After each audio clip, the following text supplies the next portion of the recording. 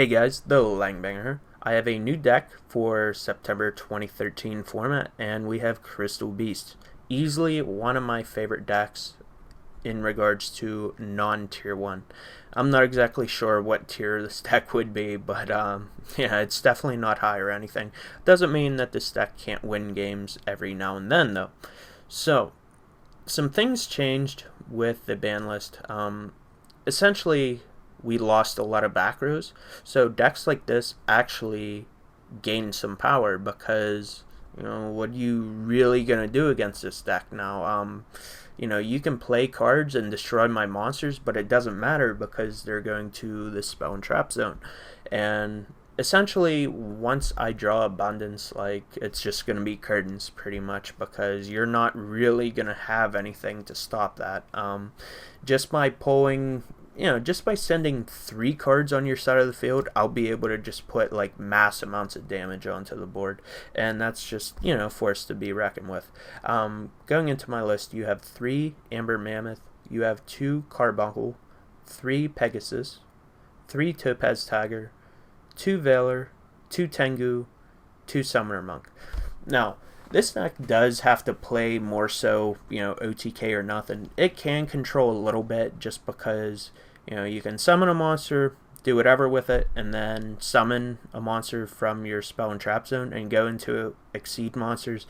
But you don't really have that many plays outside of that. A neat little combo is to go Monk, pitch a spell, Monk, pitch a spell if you have it again, go into Pegasus, Pegasus Search, overlay the 2 monks for Key Beetle, and you can potentially, protect your ruins or, something. So that's a neat little play. It's sweet to just summon Tengu, pass, or, set it. They do something to it while you have material next turn. I really don't know what to think on the meta, so I was forced to use Valors and Threatening Roars. We'll see how things go because I could potentially cut those and make this deck even faster, so we'll see what happens. Onto the spells, you have 2 Ruins, 3 Abundance, 3 Beacon, 3 Blessing, 3 Promise, Dark Hole, 2 Duality, 3 Rare Value. Now, Duality is at 3, so, as I said, the focus of this deck is to just create mass boards, and with Pot of Duality, shutting off your special summoning, you really only want to see Pot of Duality early game. You don't want to see it mid to late because you should already be set up and it's just going to be a completely dead card. So, onto the traps, you have 3 Threatening Roar. And that makes out my deck list. So, as I said, in general, it's a really fun deck to use. I have this whole deck foreign, so that's something that I'm proud of personally. I like to whip it out every once in a while and play people for fun games and all that.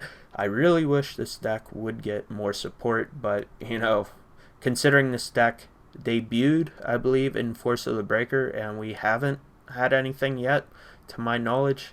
Well, I guess I lied. There was stuff in the Duelist pack, but I don't really like any of those cards personally. But, it would be nice to see more support for this deck somewhere down the road. So, thank you guys for watching. And if you guys have Twitter, Skype, AIM, please feel free to add me on those. All my information is down below in the description. So, by all means, expand the description and add me on those. And I'll talk to you guys later. Peace.